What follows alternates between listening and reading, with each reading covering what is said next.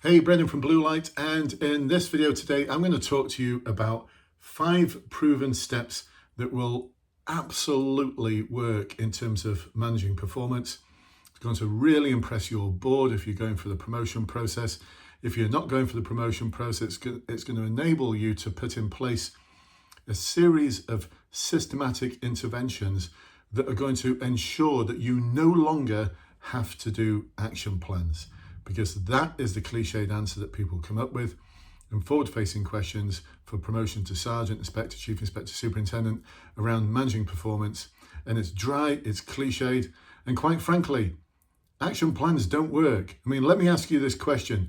Do you know of anyone, including yourself, who can turn around and say, I'm so pleased I went on that action plan. It made all the difference in my career. It's the best thing that ever happened to me? No, they don't. Anyone who's been on an action plan before, and that includes me, normally detests the person who put them on the action plan, detests the action plan itself, believes it's really, really unfair, and it just leaves that like this bitter taste in their mouth for years. So as a way of managing performance, it's actually counterproductive. By the way, if you know of anyone who's really benefited from being on a series of action plans and are now performing brilliantly, I would love to meet them. So instead, I'm going to talk to you about 5 simple ways of managing performance that you're going to listen to this and you're going to think, wow, that is so simple. But it's a systematic way of doing it, and it's a way that is currently impressing promotion boards today and yesterday and tomorrow. I mean, for our clients in our academy, this is the Promotion Academy. This is where we work with people in small groups. We do small group webinars, we do one-to-ones, and we prepare people for their promotion board. Because the thing is, if you're watching this, you're probably promotion ready, in that everyone is saying you're doing a great job in a temporary position. We really believe you're going to be an amazing sergeant, inspector, whatever it might be, whatever the rank is that you're going for.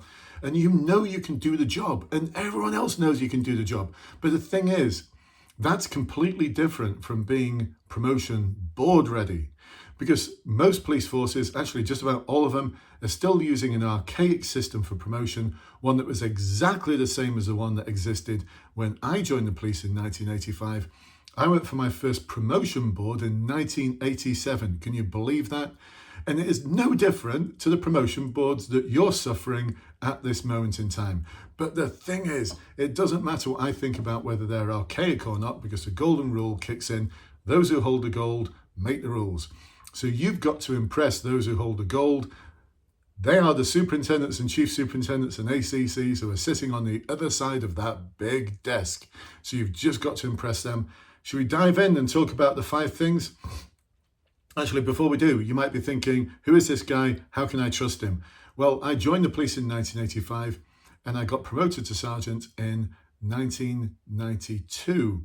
And at that point, I started coaching and supporting people for promotion boards. So I've got like 30 years worth of experience in supporting people for promotion boards, specialist interviews, the police recruitment process. I've got massive number of successes under my belt. Check the Trustpilot reviews below. You don't have to take my word for it, take the word of others. But over the years, I've developed all sorts of systems and processes, which some of them, quite frankly, I wish I'd known about when I was a sergeant. I mean, these 5 steps, I wish I'd known about this when I was a sergeant. And in my early days as an inspector, I started doing some of these things as an inspector, but not in the systematic way that I'm going to talk to you about. All right? Are we ready? Are we ready to go? Performance management, 5 steps. 5 ways of managing performance. If you can think of a 6th or a 7th, please do let me know, because it means I've missed something out and I've not served you very well. So let's look at a set of circumstances. Let's just pretend that you're a sergeant, or a temporary sergeant at this moment in time. You're getting ready for your sergeant's board, and you've got a police officer who just doesn't appear to be submitting any stop and searches whatsoever. Now, I'm not going to get into targets or anything like that. They're an amazing, I'm not going to talk about targets. That's another thing altogether. But you're expecting a reasonable level from someone who's on response of stop and searches. I certainly would. I mean, as an inspector, I had a pretty good stop and search count and a really good success rate from stop and searches. I even had a better arrest rate than some of my officers, which was a bit embarrassing for them, because I used to like to roll my sleeves up and get my hands dirty. I loved being a police officer. So you've got this officer who just doesn't seem to be doing any stop and searches, and the few that they do, they seem to be a bit lame. They're a bit like, so you stopped and searched this shoplifter before you arrested him. Yes, Sarge. Why did you stop and search him? Well, they were in the store. They've been stopped in the store, which is in a public place. And, I thought I'd exercise my Section 1 powers. And the store detective said they'd seen them put a load of stuff in their bag. And so, yeah, I think I probably had enough to arrest him. But I thought I'd do a stop and search as well. Okay, how old was this person? 14, Sarge. And were they kicking off at all? No, they were really compliant.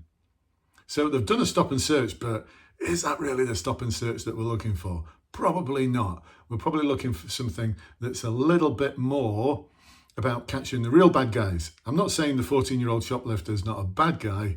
No, I am. They're not a bad guy. They're 14 years old. But it's not the sort of stop and search that we want them to be performing. Are you with me so far? Right. Okay. So it would be so easy to give them advice, tell them what's expected, and then if they're not doing it, do what? It goes in the PDR, they get an action plan for it, and they just detest you and hate you because they've now got this action plan thing, and no one enjoys being on an action plan. So instead, we're going to take the following 5 steps. The first one is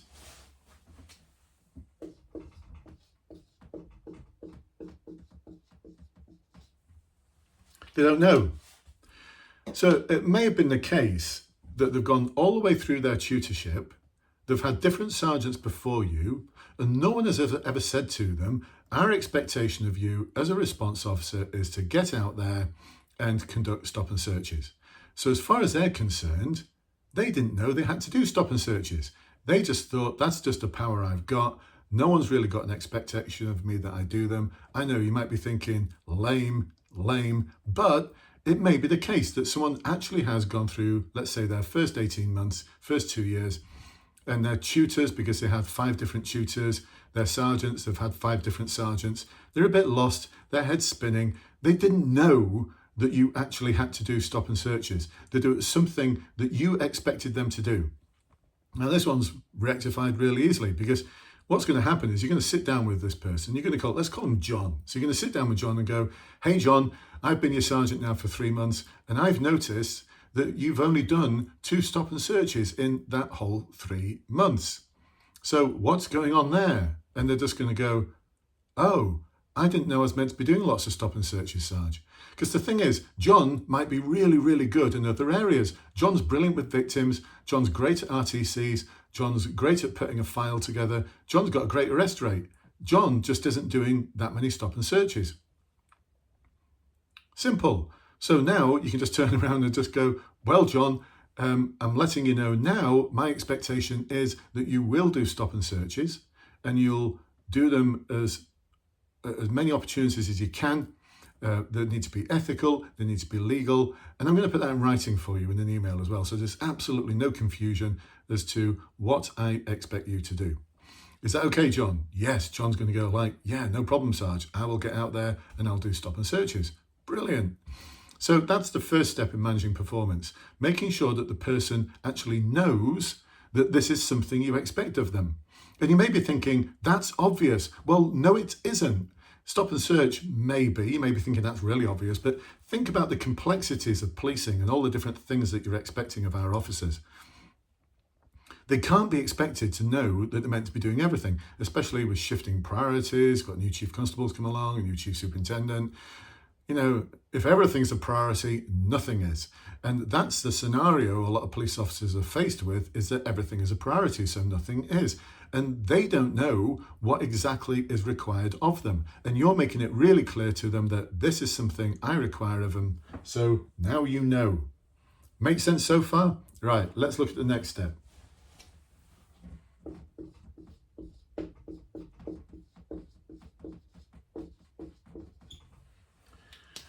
Next one, don't know how. So 1 week later, you've had a set of nights and John's had some opportunities to do some stop and searches, and you've heard from fellow officers and you've observed yourself that he's just not done them. He's had some great opportunities, but he's not conducted any stop and searches. So now we sit back down with John. Hey, John, last week we met and we talked about stop and search and you said, I'm really clear now, Sarge, that I need to do stop and searches.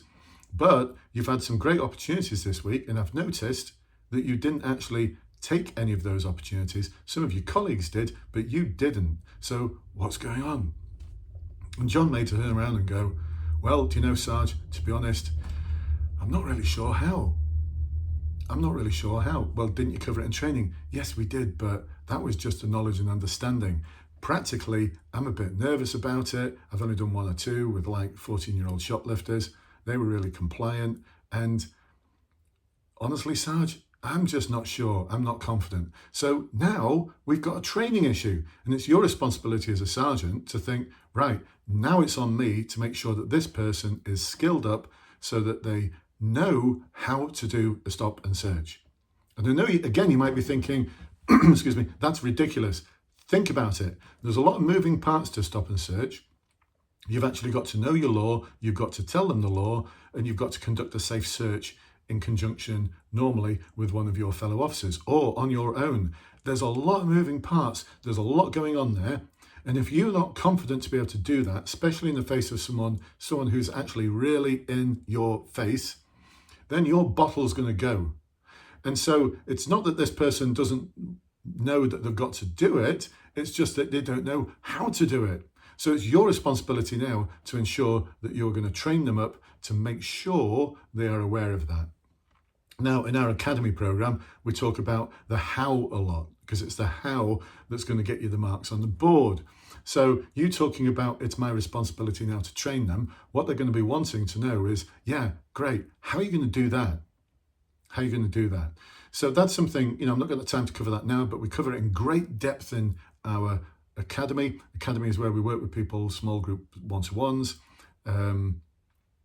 loads of material. Over 3 years of previous webinars you can watch, cover with all sorts of peer support. It's so intense that for those people who are on the academy, we actually guarantee the result.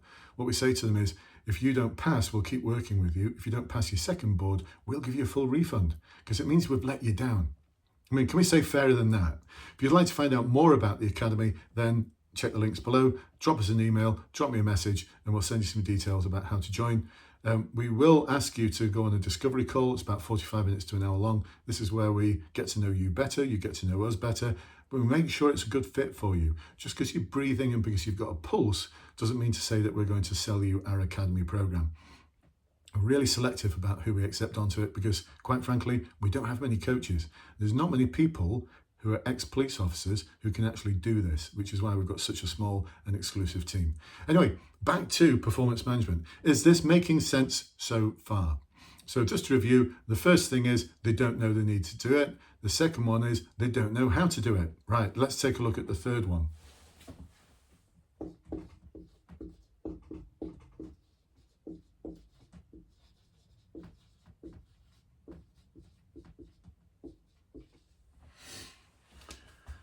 So the third one, they don't know when to do it by. So now we've got John actually doing the stop and searches, but there's no paperwork going in. You're hearing John on the radio shouting up saying, can you just show me doing a stop and search on such and such a street? And some of the colleagues are going to support John, which is great. Everything's going well. And you're thinking, I'm going to see some paperwork soon. Nothing. And so it's like, right, okay, right. Did John actually do those stop and searches? So we sit down with John again. John, we had a few conversations about stop and search. You're really clear now that you know you need to do them. Yes, Sarge, I am. You're really clear about how to do them. Yeah, Paula came out with me and she showed me how to do them, and then she observed. Yeah, it's just great. It's like going for my tutorship again. I'm really confident in how to do stop and searches. Fantastic. So where's the paperwork? John comes back with, oh, right, I know I need to do the paperwork, but I didn't know you needed it now. I was going to do it next week. So they didn't know when you actually required the paperwork to come in. And this could be the same for anything. There's a lot of things that you task people up with. They know how to do it. They know they need to do it, but you've not told them when you need it doing by. So they could be forgiven for thinking, I'll put that on the back burner because Sarge doesn't need it just yet. Sarge hasn't actually told me when they need it by. And so because of that, it means that it gets put on the back burner. It's something that's not got a high priority because you've not told them when you actually need this thing doing. So now this is quite simply rectified. You just need to say, actually, John, I need you to submit these before the end of your shift. Let's go for that, shall we? Should go before the end of your shift, because the person who is subject to the stop and search, my memory serves me well, is entitled to see a record of the stop and search within 24 hours, is it? Something like that. I've been out of the job for over a decade now, so forgive me if my legislation knowledge is a little bit hazy. Still making sense? Is this making sense? All right, great. So let's move on to the next one. This is the tricky one.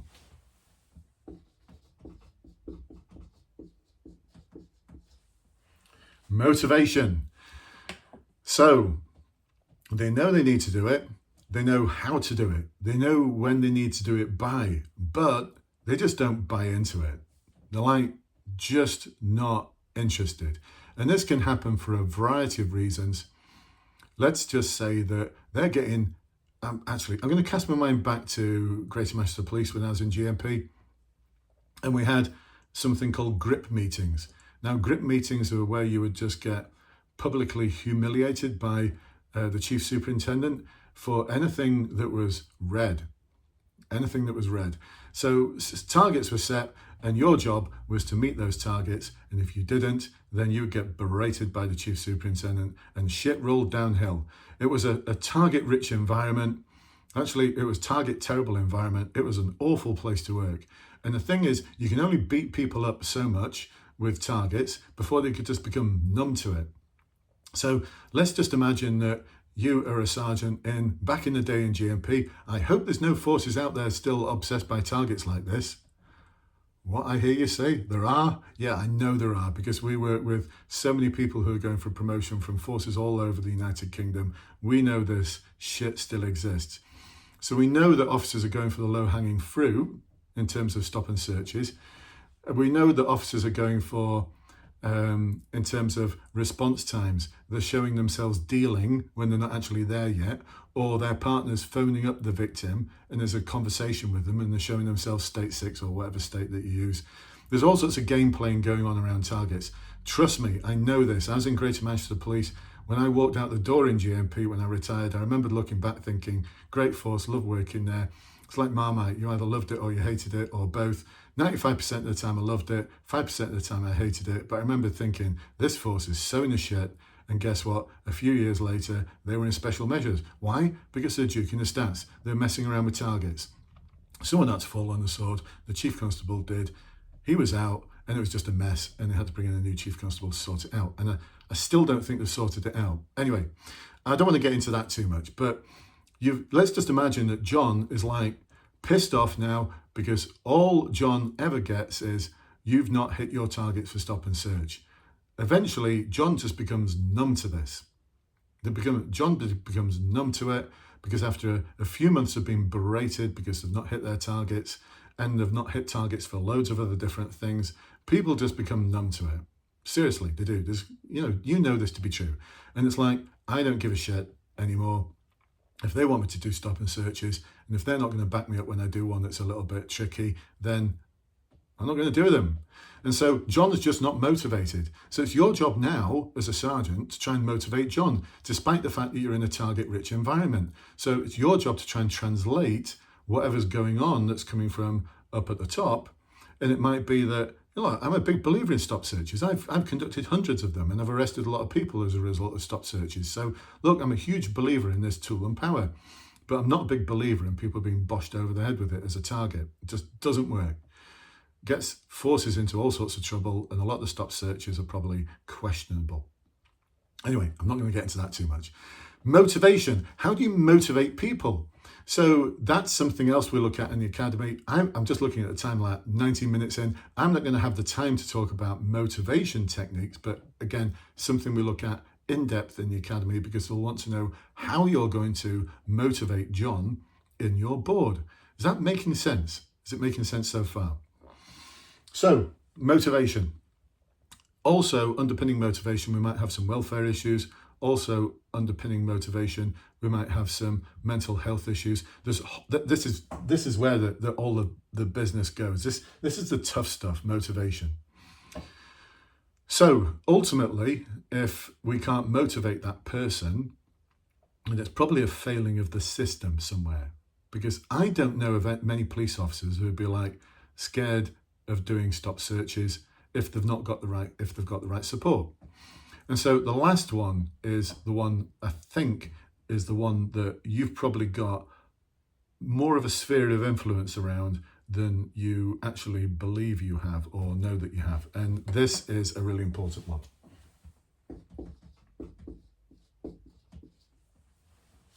Blocks.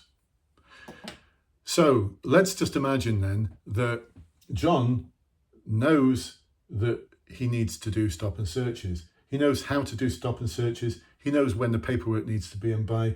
He's motivated to do them now because he's seen that actually this is a really effective crime fighting tool, and it's a way of getting weapons off the street, stolen property, all sorts of nastiness. And it's a way of bringing people to account who could actually go out there and hurt people or cause harm. It's a great tool. Listen, I don't want to get me wrong. I'm a huge fan of stop and search. I've done loads of them, hundreds of them, and I'm a huge fan. Blocks though. He's all of those things, and the rest of the team is all of those things, and you're seeing stop and search is taking a nosedive. So where's the block? So we've got to ask the questions now like, John, you know how to do this. You know that you need to do this. You know when you need to submit the paperwork for. You tell me that you're motivated. What's going on? Why aren't you doing any stop and searches? Actually, John, I'll let you into a little secret. A lot of the other officers on the team, they're not doing stop and searches. What's happening? Who knows what's going to come out here? But it might be just something as simple as, when we turn up to do something that's going to result in a stop and search, we shout up to comms, and comms, there's a new operator there, and as soon as we say we're thinking about doing a stop and search, they will give us some grade 1 to do. And suddenly the stop and search becomes discretionary, and we can't do it because we've got to do this grade 1 thing. We've got to go to that. And at this moment in time, stop and searches are like a luxury. When we say over the air, or when we point to point comms and say, it's my intention to do a stop and search, this comms operator says things like, that's not important at the moment, I need you to attend to. So there's the block, Sarge. Now, it's Sarge's job to do something about it. Sarge has got to work that problem. And that's where the money is in terms of your board. All of this is the money as well. You've got a systematic way of managing performance. And the big one, how did you undo that blockage? Or how in the future will you ensure that you're the shield to make sure there's no blockages?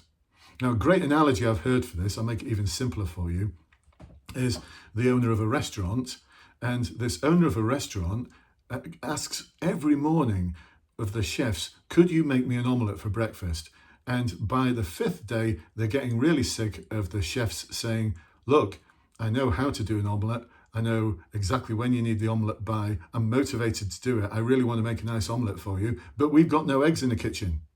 No one ordered any eggs, and that's not our responsibility. And so what a wonderful analogy that is. That one's even simpler than the stop search one.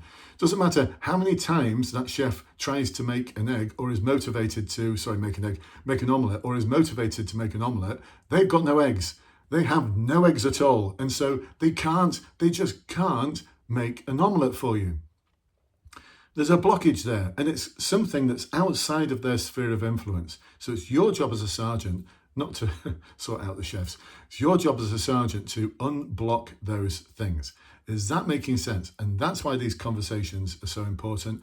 And that's why action plans normally don't work, because people haven't explored all of this.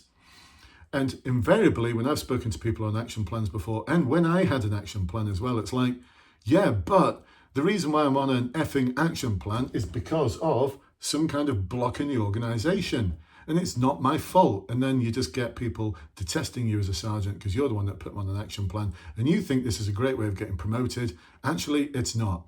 I don't know of many chief superintendents who would be sufficiently impressed to promote you because you've put loads of officers on action plans. This is what's going to impress them. This is the thing that's going to make them think, I like this. It's systematic. It's something which is where you can escalate things and eventually discover what the big problem is. It's a great way of motivating people, and it's a great way of making sure that they stay in the organization, because guess what? People who are pissed off on action plans, who feel as though they're being picked on all the time, in their first 3 years, what do you think they do? They leave. They go. And have you ever worked out how much a police officer costs? We did it the other day as a team on our coaching team.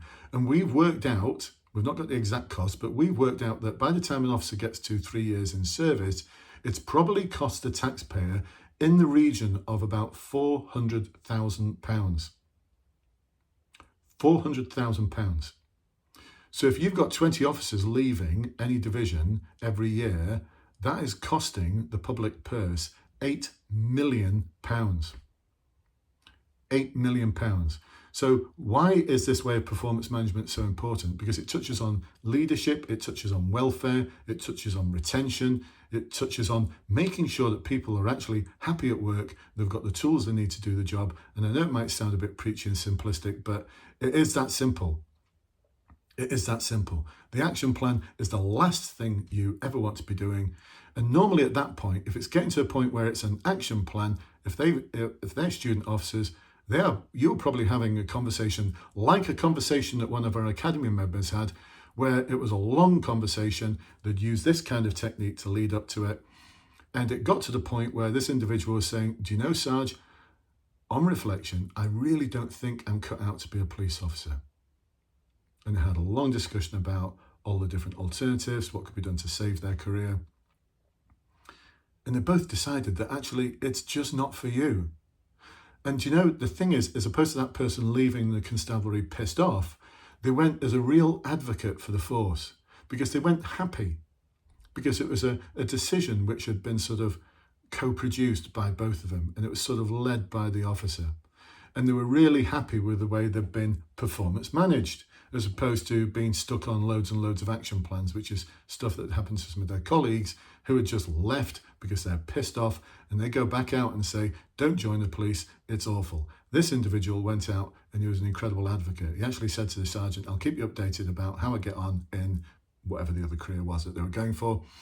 And they said, you know, it's been awesome working for the police. I've really enjoyed it. It's just not for me. So there you go, folks. 5 key steps to managing performance that's going to super impress your board, especially in forward-facing questions. The trick is enabling you to put all of that together so it's an awesome answer. That's what we do well. If you'd like to find out how to become that Academy member and to guarantee the result, then drop me a line below in the email, drop a comment. Either way, get in touch with us somehow, some way, and we'll tell you what the next steps are. And we'd love to see you on one of those discovery calls, see if you're a good fit for the process. We're only going to accept you if you are. I mean, seriously, we've got a great reputation to look after. That's so important to us. Anyway, we hope to see you in the Academy at some point, and let me know what you think. And let me know if you can think of any 6 or 7 steps. I think I've nailed them all there. I think I've nailed them all. Hopefully useful for you, and I'll catch up with you soon. Take care for now.